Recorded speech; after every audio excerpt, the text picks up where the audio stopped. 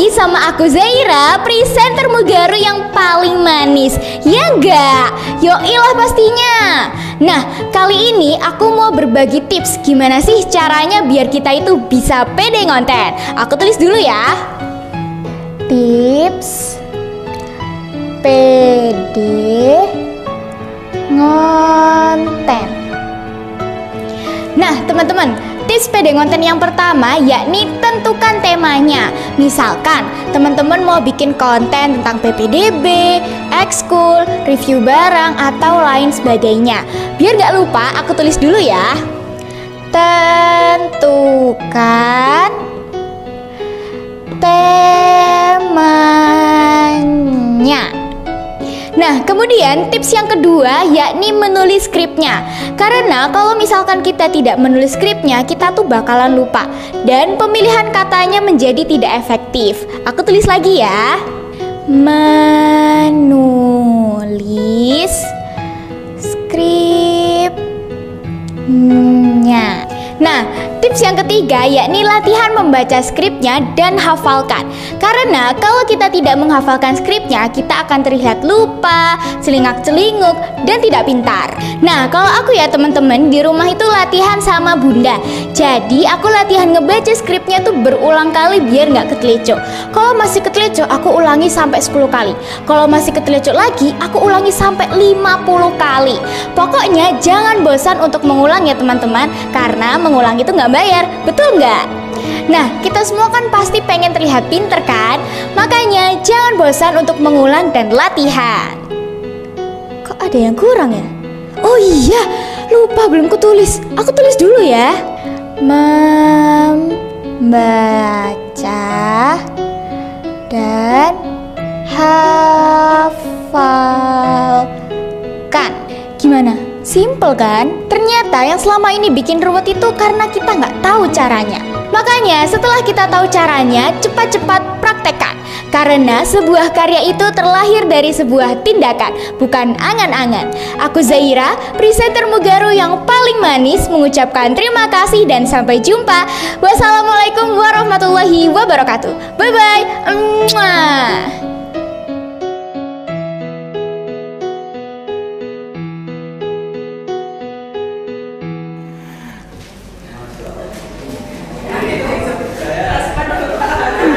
Ya, asal jangan penjilat ya.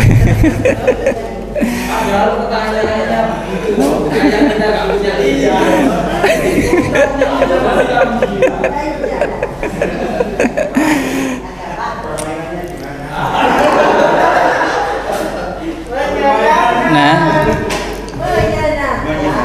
sampun, silakan kertas yang jumlahnya ada 6 bagian itu dikasih nomor 1 sampai dengan 6 ya. 1 lembar mendapatkan nomor 1 ya. 1 terserah yang menurut jenengan enak ya.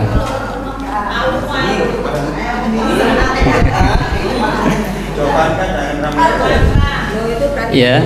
1 sampai angka 6 sehingga masing-masing sobekan dia punya angka.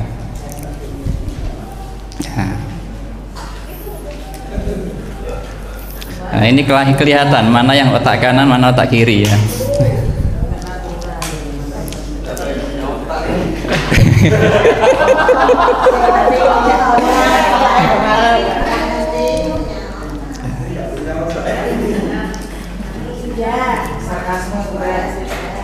Sampun, satu saja. Setelah ini ya, masih ada yang gunting. 20 detik lagi.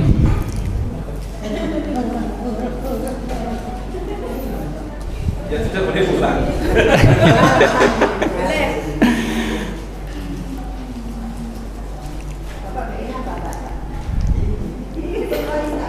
Arun bermain sama siapa? Ini mau disulap sama Pak Arun, berubah menjadi uang 6 lembar.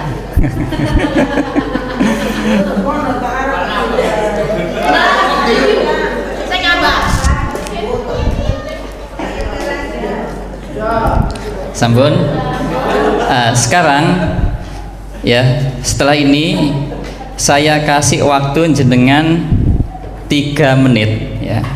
3 menit untuk bertransaksi dengan teman-temannya tuker-tukeran kartu dengan siapapun, boleh lintas grup ya. Kemudian nanti kita akan lihat siapa yang paling banyak angkanya. Caranya angka yang kembar dikalikan, angka yang beda ditambah.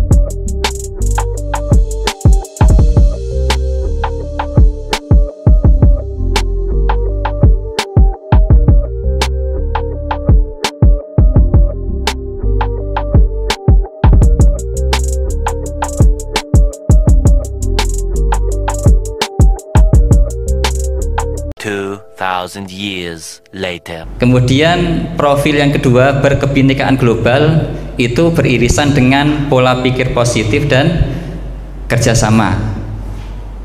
Bergotong royong itu beririsan dengan kerjasama. Nah, itu.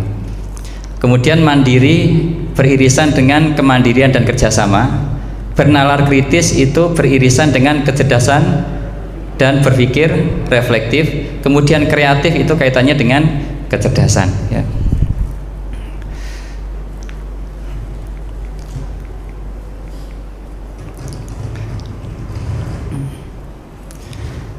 Jadi saudara sekalian, untuk karakter itu sebenarnya dari 7 itu kita bagi 2. Yang pertama itu karakter karakter pribadi, yang kedua itu karakter kinerja. Kalau pribadi itu nanti yang kita dengan teman-teman STL ya, setelah duhur nanti kita akan bersama-sama merumuskan kira-kira soft skill apa yang dulu ketika kita itu sudah terbiasa tetapi sekarang hilang. Contoh, nah Saudara, yang dulu kecil kita itu sudah biasa tetapi sekarang mulai hilang. Salim ya, salim saya kira dulu sudah menjadi sesuatu yang biasa, sekarang hilang ya, karena ketika berangkat sekolah orang tuanya duluan berangkat kerja. Ada lagi mungkin? Tidur siang. Iya itu. Oh, tidur siang ya, karena full day akhirnya tidak jadi tidur siang. Berangkat pagi pulang malam ya, apalagi yang rumahnya jauh ya. Jadi banyak hal yang kemudian menurut kita itu dulu biasa, sekarang itu menjadi langka. Sehingga apa yang disampaikan oleh Pak Nuryanto tadi, dulu kita itu perasaan pendidikannya itu ya biasa-biasa saja, tidak ada model pembelajaran seperti apa. Tapi kenapa kok kemudian banyak orang yang berhasil ya? Ya mungkin salah satunya pada waktu itu banyak karakter-karakter kuat itu yang menjadi kebiasaan yang sekarang itu tidak ada. Sehingga ustadz sekalian, karakter itu ada 2 tadi, karakter pribadi itu ada visi pribadi yang jelas, pola pikir positif dan kekuatan akhlak. Kemudian karakter kinerja itu ada sisanya itu ya. Sehingga orang berkarakter itu tidak mungkin dia nganggur, karena karakter itu ternyata ada aspek karakter kinerjanya. Apa itu? Tangguh ya. Jadi tangguh itu beda dengan kuat ya. Kalau orang kuat itu dia bisa melakukan sesuatu yang tidak biasa tapi dia tidak bisa menyelesaikan. Tetapi kalau tangguh ya dia mampu sampai tuntas ya. Kemudian cerdas ya. Jadi kalau sekarang orang bingung cari pekerjaan itu mungkin agak tidak tepat. Karena ternyata di lapangan sana banyak pekerjaan, bersihkan lapangan, ngambil sampah dan sebagainya, banyak pekerjaan dia. Jadi disinilah kemudian ustadz-ustadz sekalian, orang yang punya karakter pribadi yang kuat, karakter kinerja yang kuat, pasti dia akan lebih siap menghadapi masa depan. Maka fokus kita kali ini ustadz-ustadz sekalian, kita akan belajar bersama-sama untuk membangun visi pribadi kita, ya. Jadi visi pribadi yang jelas itu apa? Visi pribadi yang kita itu paham dan kemudian itu menjadi alarm kita ketika kita tidak sesuai dengan visi kita. Sehingga ada makalah itu menyampaikan man saro ala darbi wasola. Barang siapa yang berjalan di jalannya pasti dia akan sampai, ya. Jadi kalau ada orang misalkan, ya, dia ingin bacaan Qur'annya bagus, maka dia harus melewati jalan-jalan agar sesuai dengan apa yang ia inginkan. Kalau ingin bacaan Qur'annya bagus, ya buka Qur'an saja sudah ngantuk, ya. Berarti ada sesuatu yang harus kita sesuaikan, ya. Sehingga tadi ustadz-ustadz sekalian, ketika kita mensimulasikan bagaimana kemudian kita fokus, utun, ya. Meskipun jumlahnya angkanya tidak paling besar, tidak angka 6, angka 3 sekalipun, tapi kita utun ngumpulkan 3, ternyata jumlahnya menjadi banyak karena yang kita lakukan adalah pengalian, ya. Sehingga ustadz-ustadz sekalian, di dalam rapot karakter nanti salah satu yang ingin kita bangun ke anak-anak kita, ya, karena kita ini juga bagian dari yang menggerakkan, ya, baik wali kelas maupun guru-guru yang ada di kelas, ya. Bagaimana agar anak-anak kita ini mulai berpikir saya itu nanti mau jadi apa, ya, itu.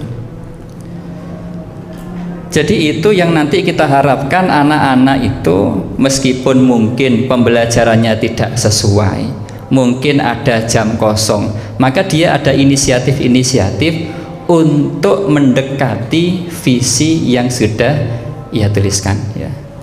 Indikatornya ustadz-ustadz sekalian, ya. Jadi kita di sesi ini belajar ini saja, nanti bareng-bareng untuk bisa menuliskan visi pribadi yang jelas. Yang pertama bersyukur, ya, secara konsisten. Ada kapan hari itu berita viral, ya, seorang lulusan UNER dan tidak hanya lulus dia yang terbaik, ternyata dia lahir dari seorang ayah yang kerjanya tukang tambal ban, ya, Surabaya, itu. Artinya apa, ya? Dia di titik itu mampu bersyukur ketika mungkin teman-temannya yang lain punya orang tua yang lebih beruntung daripada dia secara materi. Maka ketika dia bersyukur, ya, secara konsisten, kemudian si anak ini menemukan potensi yang dititipkan Allah kepada dia. Buktinya apa? Dia bisa kumlot, ya. Yang kemudian yang kedua, tahapan kedua, visualisasikan visi, digambarkan, ya. Karena visi itu gambaran masa depan, ya. Masa depan itu ustadz-ustadz sekalian kita tidak bisa tahu, ya, karena besok aja kita tidak bisa menjamin kita masih hidup, ya. Apalagi masa yang nanti 10-20 tahun yang akan datang, kita punya anak seperti apa, nanti menikahkan di mana, mungkin masih jauh, ya. Makanya visi ini harus divisualisasikan, ya, dinampakkan. Kemudian yang ketiga, tersimpan dalam benak, dalam angan-angan. Ini maksudnya visi yang sudah dituliskan itu ditempatkan di tempat yang sering dia lihat. Makanya, ya, saya diskusi dengan teman-teman STL, ya, itu, ya, ada Pak Arif, Pak Wawan, ya, Pak Nur, ada Mas Fahmi, Bu Anggi. Ini kemarin kita berdiskusi tentang bagaimana, ya, agar kelas kita ini mendukung itu. Karena saya meyakini kemajuan sekolah kita itu diawali dari kemajuan pengelolaan kelas, ya. Baik kelas-kelas konvensional maupun kelas dimanapun, ya. Ketika teman-teman jenuh di dalam ruangan, kemudian di halaman, ya, ada yang di tempat duduk sebelah barat, itu juga bagian dari kelas, ya. Maka kelas-kelas itu yang nanti akan mengarahkan anak-anak untuk menjadi anak-anak berdaya ketika kelasnya itu berdaya, ya. Maka saya diskusi, ya, saya ingin nanti di kelas itu ada gantungan-gantungan, ya. Kemudian gantungan-gantungan itu di situ ada folder masing-masing anak. Di halaman paling pertama itu berisi visi mereka, ya. Sehingga visi itu ketika dilihat orang lain, ya, itu bisa menjadi doa. Kalaupun disepelekan, ya, itu bisa menjadi pemacu dia. Karena ada orang-orang itu justru merasa terpacu ketika disepelekan, ya itu. Jadi disimpan di dalam benak itu artinya ditaruh di tempat-tempat yang sering mereka lihat. Bahkan ini pada tahapan berikutnya nanti kita perlu komunikasi dengan orang tua. Karena orang tua itu adalah sosok yang paling bertanggung jawab kepada anak-anak mereka. Kita ini kan mitra, ya. Kita ini mitra. Jadi ini satu-satu sekalian, ya. Nah, ini kelihatan badan buruk ya. Ya.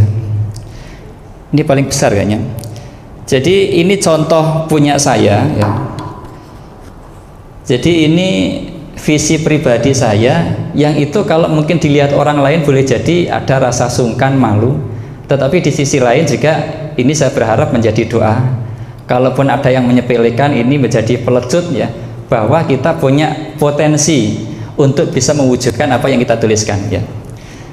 Jadi di dalam organisasi penggerak itu dijelaskan bagaimana membangun visi pribadi yang jelas dari diawali bersyukur ya. Jadi bersyukur itu bisa berada di dalam kondisi ketika kita tidak bersama dengan siapa-siapa. Kita merasa tidak dengan siapa-siapa, mungkin kita hanya merasa dengan Allah saja. Ada orang kemudian bersyukur itu ketika di sepertiga malam terakhir, kemudian ia hanya menghadap Allah, maka ia merenung kira-kira kelebihan apa yang Allah berikan kepada kita ya. Maka di sini yang pertama cita-cita ya. Cita-cita itu pendidikan ya. Baik kita maupun anak-anak kita kan punya peluang untuk melanjutkan pendidikan ya. Kalau habis S1, S2, habis S2 ya S3, habis S3 napa wonten habis S3? Ada di atas S3 saya? Profesor, di atas profesor? Ya. Ya. Jadi yang saya tuliskan waktu itu D1 S1 bahasa Arab ya. Studi lanjut keprofesian ya. Saya belum bisa membayangkan waktu itu kemudian diberikan kesempatan oleh Allah bisa S2. Karena untuk hidup saja juga sedang susah ya, tetapi ternyata Allah kan punya cara lain, entah itu lewat beasiswa atau lewat apa. Ternyata mimpi kita itu kemudian diberikan jalan oleh Allah ya. Ditulis ini ya. Kemudian tahfidz 30 juz ya, ini belum, tetapi mimpi ya. Kemudian pekerjaan entrepreneur ya. Entrepreneur itu apa Beli? Entrepreneur itu ya menjual apa yang bisa dijual. Ya ketemu teman bisa dijual ya dijual. Ya entrepreneur ya. Makanya pekerjaan yang paling mulia itu kan pengusaha. Ya, pekerjaan yang paling mulia itu pengusaha. Ketika ada temannya susah gitu minta tolong, kemudian ia sampaikan, "Iya, saya usahakan." Ya. Ada ingin pinjaman, dijawab, "Iya, saya usahakan." Gitu ya. Itu pengusaha. Ya, entrepreneur saudara-saudara sekalian, ini yang namanya entrepreneur, maka saya harus bergerak apa ya kira-kira? Mulai jualan bros ya, saya dulu pernah jualan bros saja ya. Jadi jualan di PGS sana ya, ketemu dengan orang-orang yang biasa itu, ngambil saya titipkan di pondok-pondok teman-teman yang pondok itu, nanti tiap minggu store gitu ya. Itu dalam rangka untuk melatih itu. Sekarang itu saya jualan madu ya, tetapi madu palsu ya, tidak madu asli ya. Kalau asli itu dibawa pulang Pak Arul marah istri. Itu madu asli, madu ya. Jadi ya ini artinya untuk ingin seperti ini harus ada apa ya yang bisa saya lakukan ya. Tentu setiap kita punya mimpi yang berbeda ya. Kalau Bu Fitri itu mungkin apa? Wedding organizer ya, nanti tingkat dunia akhirat gitu ya. Ya, saya yakin ketika ini kita praktekkan ke anak-anak, ternyata anak-anak itu banyak yang mereka tuliskan itu di luar nalar kita. Karena memang apa yang disampaikan oleh Ali bin Abi Thalib tadi kan ya, zaman kita dengan anak kita itu berbeda. Kalau dulu mungkin zaman kita profesi yang paling wah ini kan apa Ustaz? Kalau kuliah itu dokter ya, dokter. Kalau sekarang mungkin berbeda ya. Karena YouTuber itu gajinya bisa lebih besar daripada artis aslinya gitu ya. Guru inspiratif ya, ini keinginan ya. Tentu kalau saya nuliskan ini saya berusaha apa ya kira-kira yang bisa saya lakukan biar menjadi guru yang inspiratif. Ini slogan ya. Slogan di sini saya tuliskan ketika mungkin saya lelah, saya capek, saya merasa mungkin frustasi juga, maka ini yang saya tuliskan. Man sara 'ala darbi wasola, barang siapa yang berjalan di jalannya maka sampailah ia. Kalau ia berjalan menjadi entrepreneur pasti ia akan sampai ke sini. Kalau dia berjalan menjadi guru inspiratif pasti pada titik tertentu dia akan sampai di sini. Ini boleh diganti ya, boleh manjada wajada, boleh ayat Al-Quran atau mungkin kata-kata inspirasi jenengan atau pesan dari istri kok apik ditulis, silahkan ya. Ini ya, ini nanti ustadz-ustadz sekalian yang sekolah harapkan kita itu bisa bersama dengan anak-anak itu menuliskan visi pribadi mereka ya. Dan kemudian apa tahapannya ya, setelah dituliskan ini ke bawah Mas Sami bisa. Tahapan yang pertama itu memulai sesuatu dengan rileks ya. Kenapa harus rileks? Karena dalam keadaan rileks inilah kemudian kita bisa mengeluarkan potensi kita. Bagaimana kita mengkondisikan biar rileks di awal pagi? Misalkan mengawali pagi dengan bersepeda ya. Ini Bu Hid ya ahlinya, setiap pagi bersepeda. Jam ini Bu Hid dari sana? Wah 5.20 ya, mengawali pagi dengan rileks ya. Itu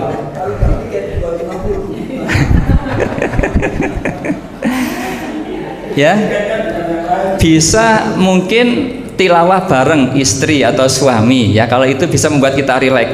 Tapi kalau membuat kita malah panas umum ya, cari yang membuat kita rileks ya. Misalkan bersepeda ya, kalau saya itu kan biasanya subuh ya, karena tempatnya agak jauh, beda dengan anak-anak ya. Sholat di masjid ya, kalau sholat di masjid itu membuat kita rileks ya. Masak ya, kalau masak itu membuat kita rileks. Wah aku lah nggak masak, aku nggak rileks sama sekali. Ya.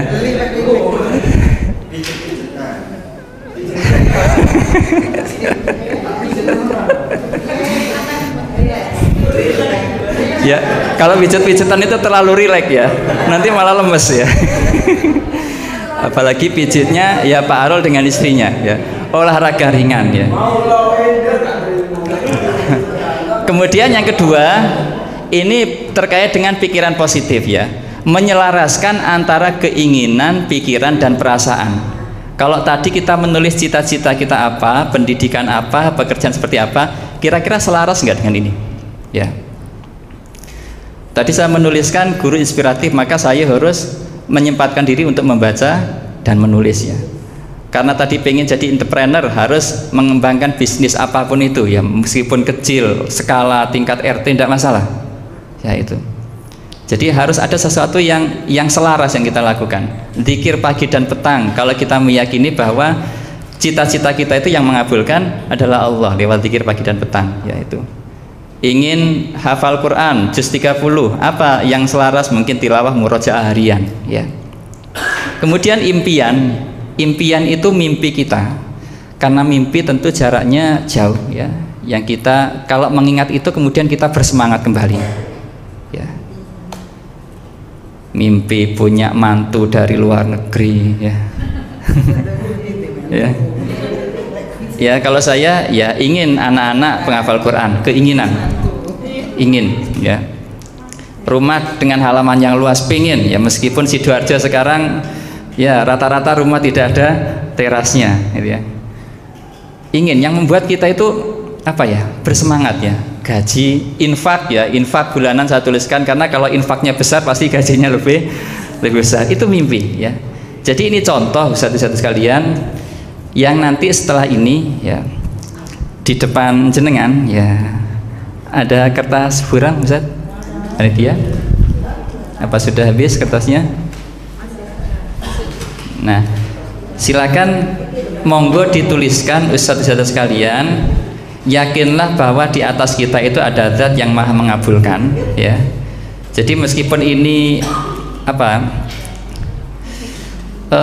demonstrasi, tapi ini bagian untuk berbicara dengan diri kita. Kira-kira saya itu apa yang saya inginkan ya. Jadi jangan sampai kemudian oh alah aku salah dalan ya.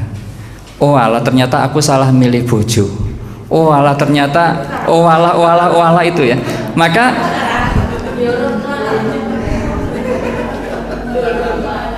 teman-teman sekalian, bagaimana kemudian keinginan kita itu mampu mengalahkan energi-energi negatif yang ada di sekitar kita. Karena saya ingat sekali apa yang disampaikan oleh Pak Solihin Fanani, hati-hati dengan pikiranmu, karena pikiran itu akan menjadi ucapan. Hati-hati dengan ucapanmu, karena ucapan itu akan menjadi tindakan. Hati-hati dengan tindakanmu, karena tindakan itu akan menjadi kebiasaan. Hati-hati dengan kebiasaanmu, karena kebiasaanmu itu akan menjadi karakter. Hati-hati dengan karaktermu, karena karakter itu akan menjadi takdirmu ya. Jadi berawal dari apa? Pikiran kita, ternyata itu sangat berdampak tentang takdir kita ya. Takdir dunia mungkin masalah sesuatu yang bersifat materi, tapi bagaimana dengan takdir akhirat ya. Jadi lewat dari sini ustadz-ustadz sekalian, kita punya amal solih yang luar biasa, agar bagaimana anak-anak kita dari latar belakang seperti apapun, mereka punya mimpi besar. Tentu kita tidak menyangka ternyata presiden kita ada yang dari Pacitan, yang mana Pacitan itu sampai sekarang termasuk tempat yang jauh ya kemajuannya dibandingkan kabupaten-kabupaten yang ada di sekitarnya. Tetapi justru di situ muncul orang-orang besar. Mungkin ini ustadz-ustadz sekalian, monggo ya kita kasih waktu, ini personal ya, kita kasih waktu 10 menit untuk bersama-sama kita menuliskan visi pribadi kita. Unsur yang pertama, ini contoh format, boleh jenengan dengan format apapun silakan. Di depan jenengan ada kertas warna, pakai kertas warna silakan, yang menurut jenengan indah, cantik silakan. Ya, bagiannya itu dikasih judul. Kalau ini visi pribadi kita, misalkan visi pribadiku ke depan, boleh, atau kata-kata yang lain. Dibesarkan. Minta tolong saya. Ada unsur cita-citanya. Cita-cita itu pendidikannya yang kita inginkan seperti apa, pekerjaan yang kita inginkan seperti apa. Kemudian ada kata motivasi, yang dengan kata itu mampu menggerakkan semangat kita kembali. Boleh baiti jannati, rumahku surgaku. Kalau kita mengingat rumah, anak dan suami kita, kemudian kita bersemangat, silakan. Kemudian bagiannya ada memulai sesuatu dengan rileks, kemudian menyelaraskan antara keinginan, pikiran dan perasaan, dan yang terakhir impian kita apa? Monggo bisa ada.